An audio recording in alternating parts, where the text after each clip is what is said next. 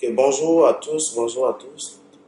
Je ne suis pas coutumier des vidéos, mais aujourd'hui je me permets de faire cette vidéo pour répondre au présumé prophète Krasso, qui a bâti sa stratégie de communication sur le fait que c'est moi qui dois attaquer pour se faire une image, me dénigrer auprès des confrères dans les journaux pour se faire une image. Et ça, je refuse. Et donc, pour une fois, je vais répondre à ce monsieur. Jusque-là, je l'observais parce qu'il m'a traduit en justice.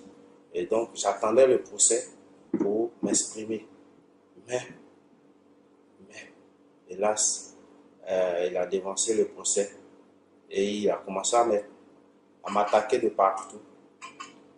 Il a même fait une vidéo récemment où il maudit tout le monde. Il maudit Christibi et tout le monde. Donc, on a cette vidéo-là. Et aujourd'hui, je viens de tomber sur une interview qu'il a accordée au site abidjanshow.com. Interview dans laquelle le présumé prophète Krasso m'attaque une fois de plus. J'ai dit, c'est trop, c'est trop. Un homme de Dieu, sa mission se trouve dans les églises, dans les ministères, en train d'évangéliser, de ramener, disons, des brebis perdues à Dieu. Mais ce monsieur est loin de cette mission noble d'homme de Dieu. Et donc, je vais faire comme lui, parce que tout comme lui, nous aussi, on s'est fait des vidéos pour s'exprimer. J'interviens parce que ce prophète-là, je veux qu'il arrête ses arnaques, son escroquerie. Il en a trop fait. Il a abusé de la confiance de pas mal d'Ivoiriens. Et là, je dis stop à son œuvre. Stop. Il faut que les Ivoiriens ouvrent grandement les yeux. Il faut qu'ils ouvrent les yeux pour mieux cerner ce monsieur qui se fait passer pour un homme de Dieu, alors que c'est un homme d'affaires. Un homme d'affaires. Pour paraphraser un peu Christibi, je dirais un brouteur pastoral ou un délinquant pastoral. Loin de là, je ne vais pas rentrer dans le dénigrement ou quoi que ce soit, mais je vais dire des faits. Je vais dire des faits qui peuvent être vérifiés par tout le monde. Qui peuvent être vérifiés. Il dit dans son interview comme ça que il ne doit à personne. Mais je le prends au mot pour lui dire, il doit à bien de gens, à Abidjan ici, à bien de gens. Il y a une dame dont je ne citerai pas le nom parce que c'est une personnalité. J'ai été chez elle. Une fille du président Oufoué, je crois. Elle habite à Biétry Canal. Il a abusé de cette dame, de la confiance de cette dame, qui lui a tout donné. Qui lui a tout donné, lui a permis de connaître certaines autorités du pays, très influentes du pays. Le prophète Krasso était nourri, blanchi, avec de l'argent. Plus de 2 millions, il a eu. Il devait faire un travail pour cette dame. Il n'a pas pu. Ses vêtements se trouvent encore, sa valise se trouve encore chez la dame. S'il pense vraiment que ce que je dis est faux, qu'il vienne, on ira chez la dame.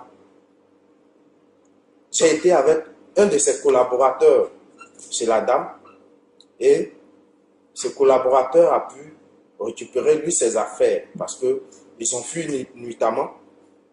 Ils ont laissé leurs affaires, leurs valises et tout ça chez la dame. Pareil pour cette résidence à Angré. Angré au niveau du complexe. Je ne citerai pas le nom du complexe et je ne citerai pas le nom de cette résidence-là.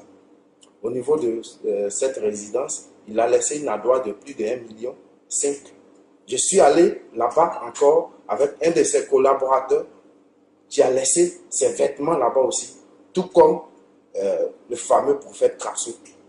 S'il pense que ce que je dis est faux, qu'il vienne, on ira ensemble vérifier cela.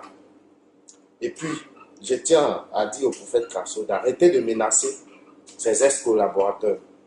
Parce que à chaque fois qu'il sait que j'ai une information, il envoie des messages à ces personnes-là pour dire c'est toi qui donnes des informations à Philippe Clark pour essayer de m'attaquer.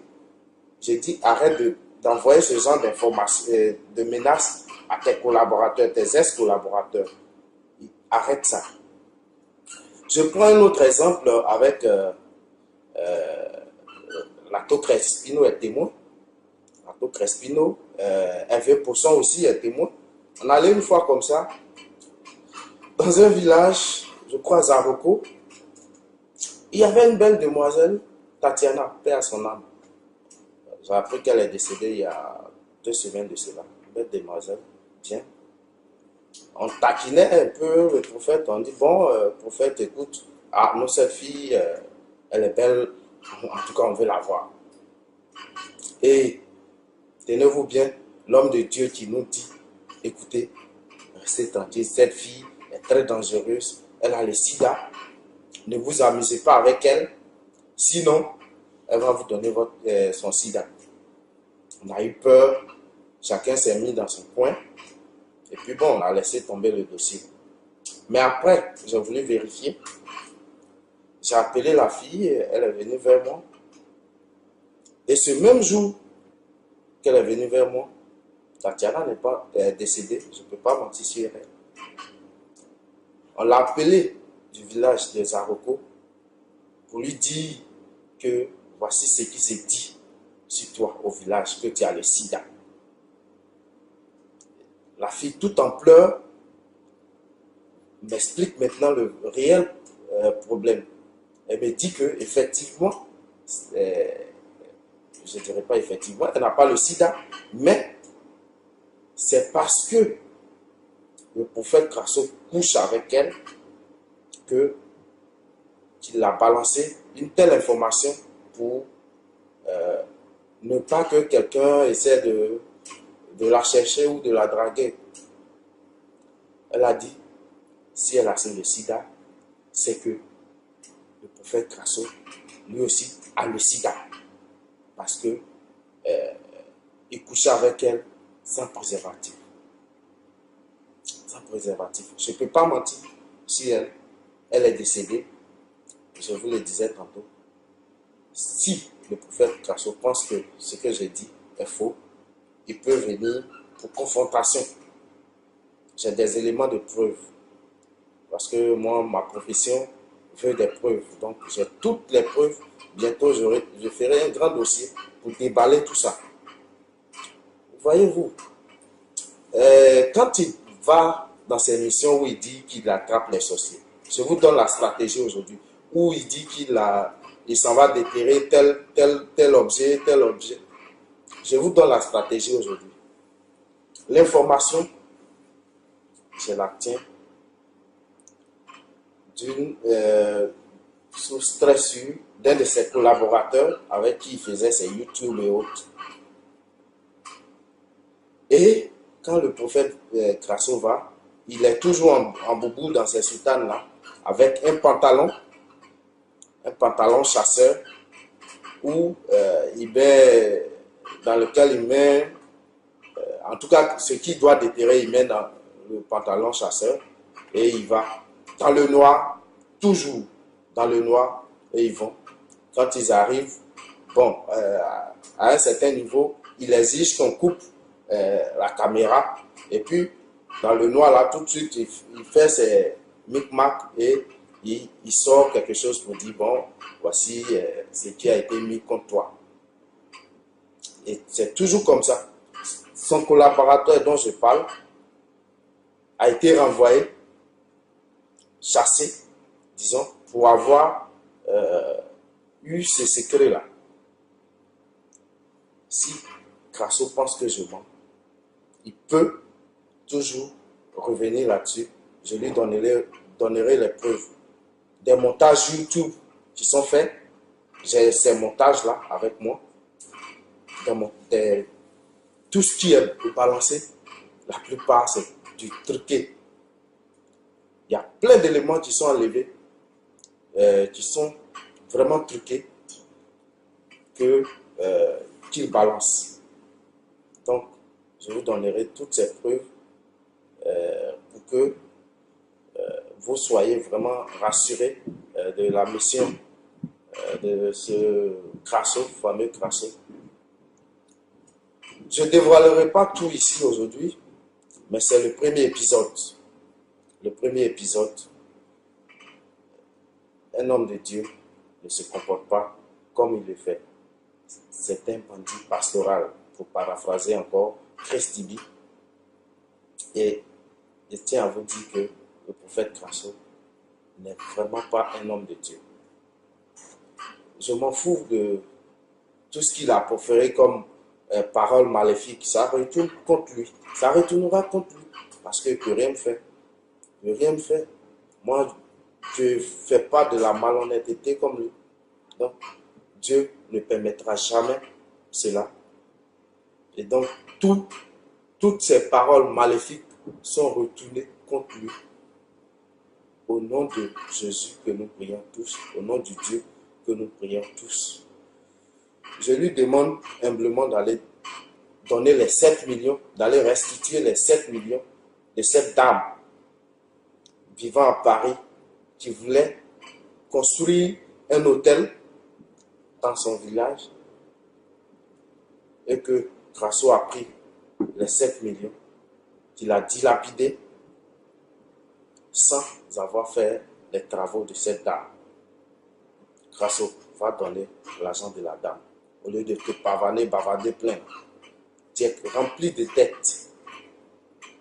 Un homme de Dieu qui ne parle même pas à son frère, à sa famille.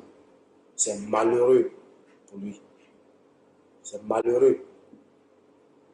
Tu gagneras à parler avec ton frère Isaac Crasso, à te réconcilier avec ta famille, parce qu'un homme de Dieu ne se comporte pas ainsi.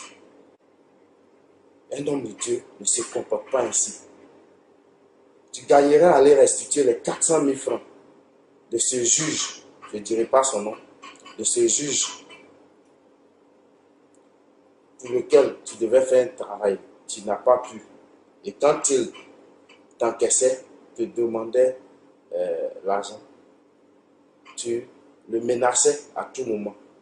Certainement la laisser à Dieu, parce que en tant qu'autorité judiciaire de ce pays, il ne voulait pas se voir trempé dans un tel scandale.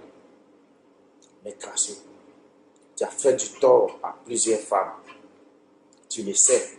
Tu leur as promis monts et merveilles. Le mariage. Tu as séquestré même, je dirais, cette jeune fille.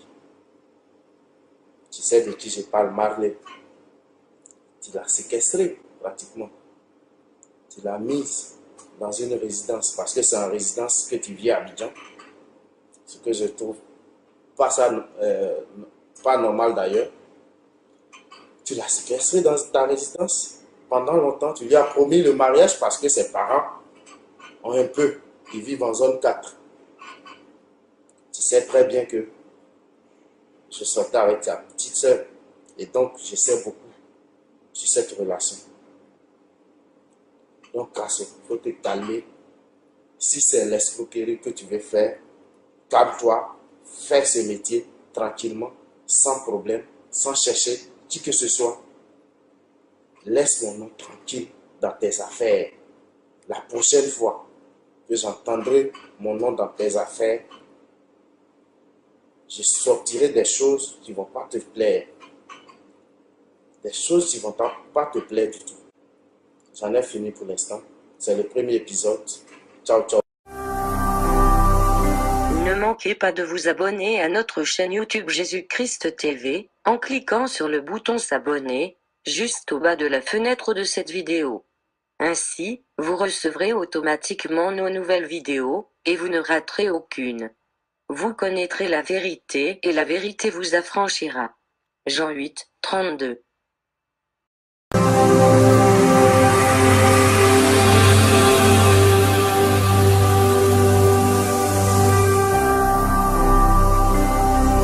Jésus-Christ TV, vous connaîtrez la vérité et la vérité vous affranchira.